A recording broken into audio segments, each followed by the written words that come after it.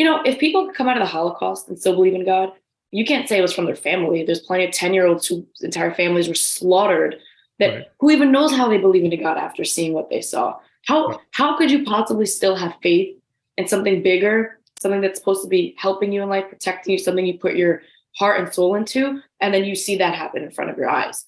And a lot of Holocaust survivors, not only that, they're actually stronger connected to God, which personally, again, on the complete opposite side of the spectrum, I don't get that either.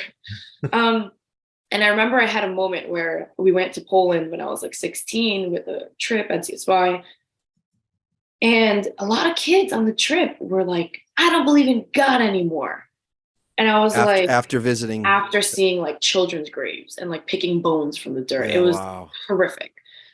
And, I guess as a 16-year-old, it's like when you hear something, you kind of want to resonate with it. Like you want to be fitting in. And I was like thinking about what they said to see if I could relate in any way. Like, do I not believe in God anymore after seeing this?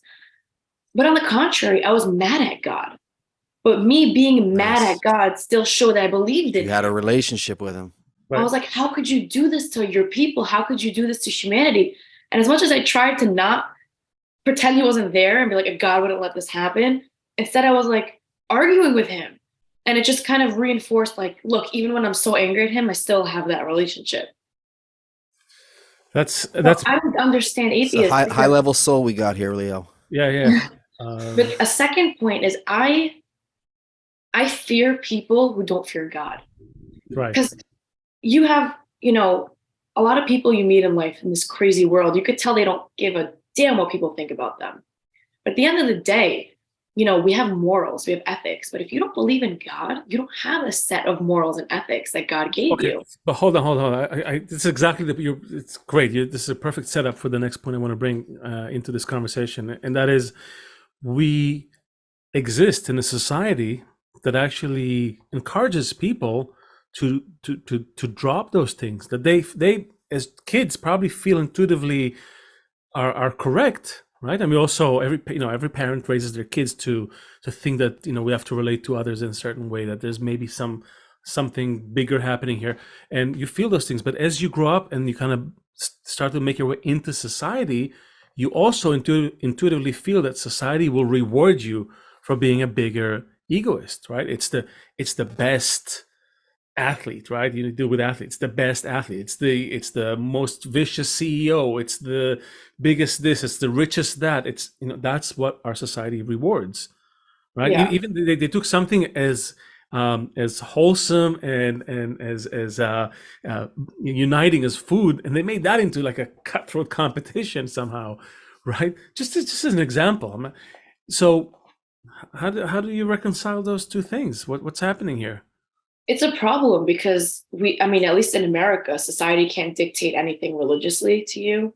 And there's so many, especially in America, so many different religions and people and atheists and probably religions that I don't even know of, possibly. There's 3,800 belief systems in the world, so So imagine, like, in a democratic country, how could someone like almost impose it on you or talk about one and not another? It's just, there's so many problems that it's like, where do we start and where does it end?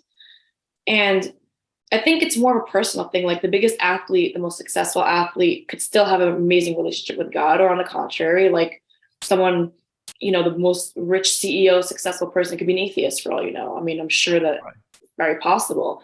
And that's why it's more like, I think it's just personal. I don't even, it's such a tricky question. I don't even believe it comes from the family, because I know a lot of atheists with like Orthodox families and vice versa.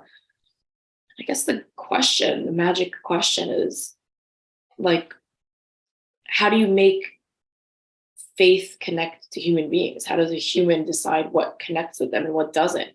Or maybe some people are just stubborn and like, I'm too good for a higher belief, which again, people like that scare me. I don't trust you.